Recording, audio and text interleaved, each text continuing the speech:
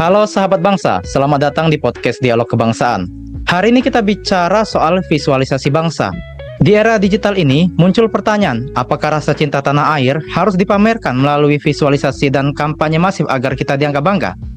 Atau justru kebanggaan itu adalah sesuatu yang diam, personal, dan dilakukan melalui aksi nyata tanpa perlu sorotan kamera? Saat mendengar istilah visualisasi kebangsaan, memori kita kerap terjebak pada simbol statis atau sekadar perayaan formalitas. Padahal di tengah dominasi realitas digital saat ini, merepresentasikan bangsa harus melampaui itu semua. Ini adalah upaya untuk menunjukkan jati diri kita secara subtil tanpa perlu slogan yang berlebihan. Representasi yang berdaya adalah saat keberagaman Nusantara tak lagi sekedar angka atau teori, tapi mewujud dalam estetika yang nyata. Bagaimana kita mengemas kekayaan tradisi, seni, hingga pencapaian teknologi ke dalam format visual yang segar dan mampu bersaing dengan tren global. Tantangannya, kita sering terjepit dalam pola visual yang monoton dan kaku. Padahal semangat patriotisme hari ini menuntut inovasi kreatif. Sebuah visualisasi kebangsaan seharusnya bisa mengetuk sisi emosional audiens, memicu rasa bangga yang tumbuh organik karena melihat cerminan diri kita di dalamnya. Kesimpulannya, memvisualisasikan kebangsaan adalah cara kita membangun koneksi, sebuah tali yang mengikat akar sejarah dengan impian masa depan. Ketika nilai luhur dan integritas kita tampilkan dalam karya yang estetis, itulah wujud cinta tanah air yang sesungguhnya di jagat digital. Bangsa yang tangguh adalah bangsa yang mampu memikat dunia melalui karakter visualnya. Selanjutnya kita akan mulai diskusi ini, tapi kita akan perkenalan dulu. Dari tim Pro ada Mbak Sarindang Suci, silakan perkenalkan dirinya dan apa pandangannya tentang visualisasi kebangsaan. Oke, terima kasih Kak Aris. Halo sahabat, perkenalkan nama saya Sarindang Suci Ramadanti dari Inspektorat Daerah Oku Timur. Menurut saya rasa cinta tanah air itu sangat perlu untuk divisualisasikan, karena visualisasi memiliki kekuatan simbolik dan sosial yang tidak dapat diabaikan. Di tengah masyarakat yang semakin visual dan digital, ekspresi kebanggaan terhadap bangsa melalui simbol, melalui atribut, dan melalui media publik bisa menjadi alat penting untuk membangun kesadaran kolektif. Menurut saya, yang pertama, visualisasi berfungsi sebagai identitas dan pengingat bersama. Simbol kebangsaan yang ditampilkan secara terbuka, baik dalam kegiatan, ruang publik, maupun media sosial, bisa menjadi penanda bahwa nilai kebangsaan masih hidup dan dijunjung. Tanpa visualisasi, semangat cinta tanah air berisiko menjadi abstrak dan sulit ditangkap oleh masyarakat luas. Yang kedua, visualisasi memiliki efek edukatif dan inspiratif.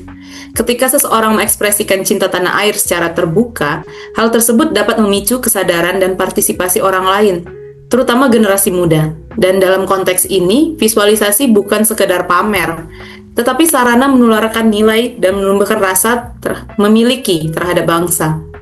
Yang terakhir, di era globalisasi, visualisasi adalah bentuk perlawanan simbolik terhadap lunturnya identitas nasional. Mungkin itu dari saya. Terima kasih. Terima kasih Mbak Sarindang Suci. Selanjutnya dari tim Pro ada Mbak Indira Sari. Silakan perkenalkan dirinya dan apa pandangannya tentang visualisasi kebangsaan.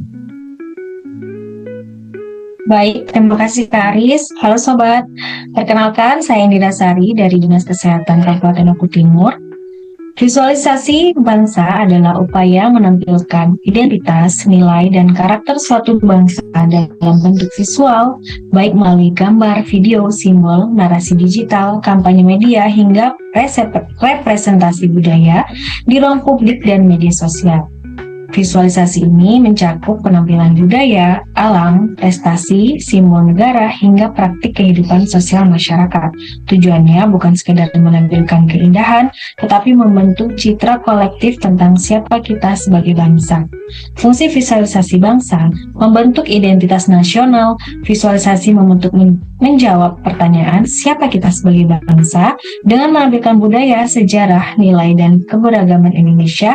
Masyarakat terutama generasi muda lebih mudah mengenal identitas nasional. Yang kedua, membangkitkan emosi kebangsaan. Manusia terhubung dengan visual lebih cepat daripada teks. Melihat keindahan alam, perjuangan pahlawan, prestasi atlet, atau keragaman budaya dapat membangkitkan rasa bangga, rasa kagum, rasa memiliki, dan cinta tanah air. Yang ketiga, sebagai media edukasi, visualisasi mempermudah penyampaian nilai Pancasila, toleransi, gotong royong, persatuan, dan semangat kebangsaan dengan cara yang menarik dan mudah dipahami. Yang keempat, alat branding dan diplomasi. Visualisasi membentuk cinta bangsa di mata dunia, pariwisata, investasi, kebudayaan, ekonomi kreatif, yang menjadi bahasa global yang memperkenalkan Indonesia ke dunia. Agar visualisasi bermakna, visualisasi bangsa itu harus jujur, bernilai, dan mengajak bertindak, bukan sekedar ditonton. Kesimpulannya, visualisasi bangsa adalah alat komunikasi kebangsaan yang kuat. Ia bukan pengganti cinta tanah air, melainkan jembatan untuk menemukannya. Baik, itu dari saya. Terima kasih. Terima kasih Mbak Indira Sari. Selanjutnya kita beralih ke tim kontra. Ada Mbak Nur Anggraini Sugesti. Silakan perkenalkan dirinya Mbak, dan apa pandangannya tentang visualisasi kebangsaan. Baik, terima kasih atas kesempatannya Kak Aris. Selamat malam semuanya. Saya Nur Anggraini Sugesti dari Dinas Pemberdayaan Perempuan dan Perlindungan Anak.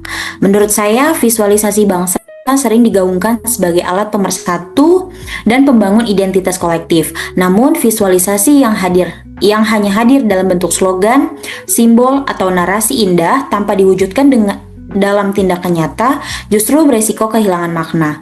Bangsa tidak cukup divisualisasikan sebagai kuat, bersatu, atau berdaya saing apabila realitas sosial masih menunjukkan ketimpangan, ketidakadilan, dan keterbatasan akses bagi sebagian warga negara. Narasi visual tanpa bukti konkret cenderung menciptakan ilusi kemajuan. Masyarakat diajak untuk percaya pada gambaran ideal bangsa. Sementara persoalan mendasar seperti kesejahteraan, pelayanan publik, dan perlindungan kelompok rentan belum sepenuhnya terjawab. Dalam kondisi ini, visualisasi bukan lagi alat refleksi, melainkan penutup fakta. Dengan demikian, visualisasi bangsa seharusnya menjadi cerminan bagi kerja nyata, bukan pengganti. Narasi kebangsaan akan memiliki legitimasi apabila selaras dengan tindakan, keberhasilan yang terukur, dan perubahan yang dirasakan langsung oleh rakyat. Tanpa bukti nyata, visualisasi justru berpotensi menimbulkan skeptisisme dan ketidakpercayaan publik. Baik, terima kasih. Terima kasih Mbak Nur Anggraini. Selanjutnya kita beralih ke Mbak Dana Apirda. Silakan perkenalkan dirinya Mbak Dana dan apa pandangannya tentang visualisasi kebangsaan. Baik, terima kasih Kak Aris atas kesempatannya. Halo sahabat, perkenalkan saya Dana Apirda. Saya dari Dinas Kesehatan Kabupaten Oku Timur. Menurut saya, peran kita sebagai ASN sangat krusial karena kita itu wajah pertama yang dilihat masyarakat saat berhubungan dengan negara.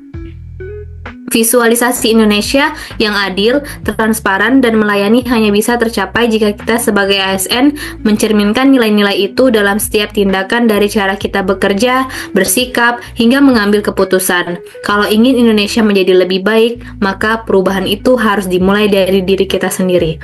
Baik, terima kasih.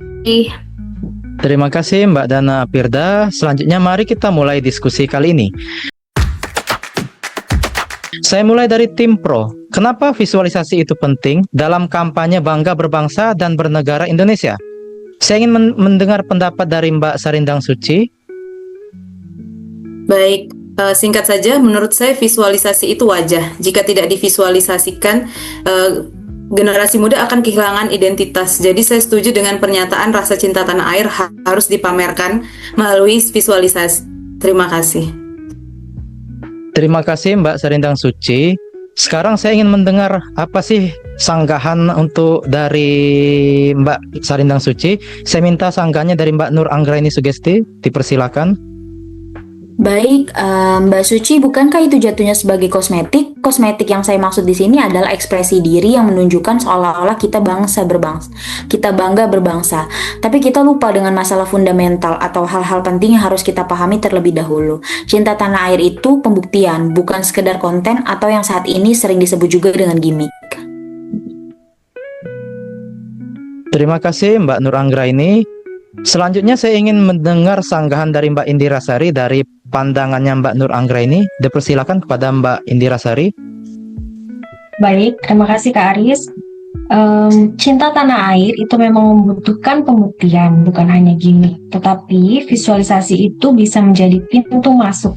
Bagaimana seseorang bisa mencintai tanpa melihat kecantikan dan keindahannya.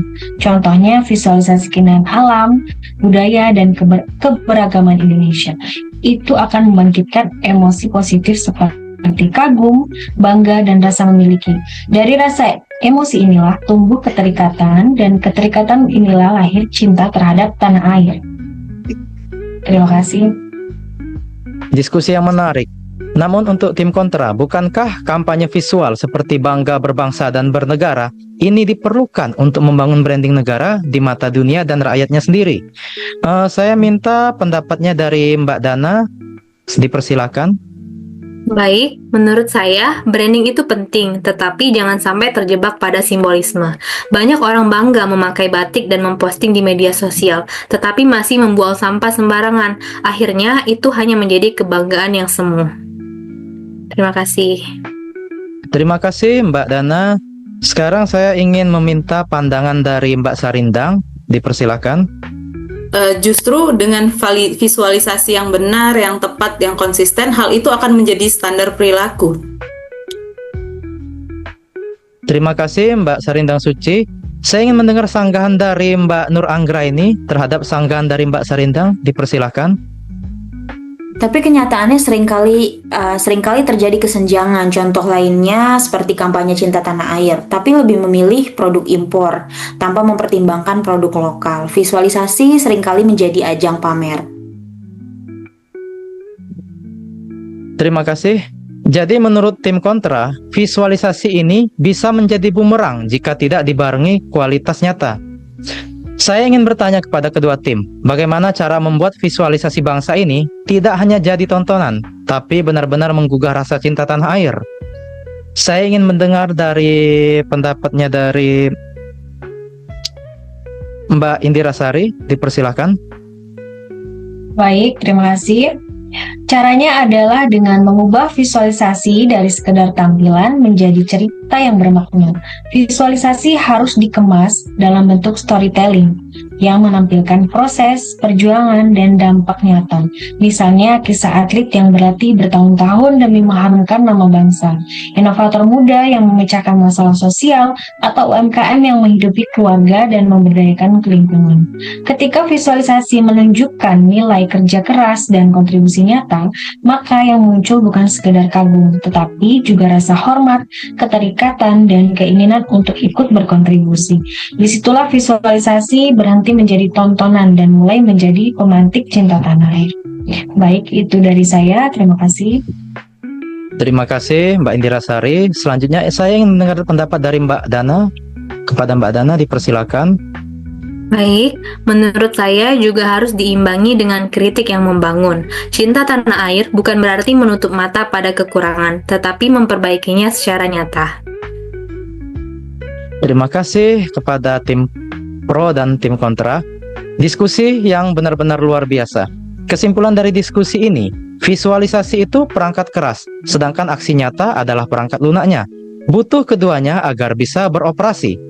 Bangga berbangsa dan bernegara bukan hanya soal apa yang kita posting, tapi apa yang kita kontribusikan. Saya Aris, pamit undur diri. Merdeka! Merdeka! Merdeka!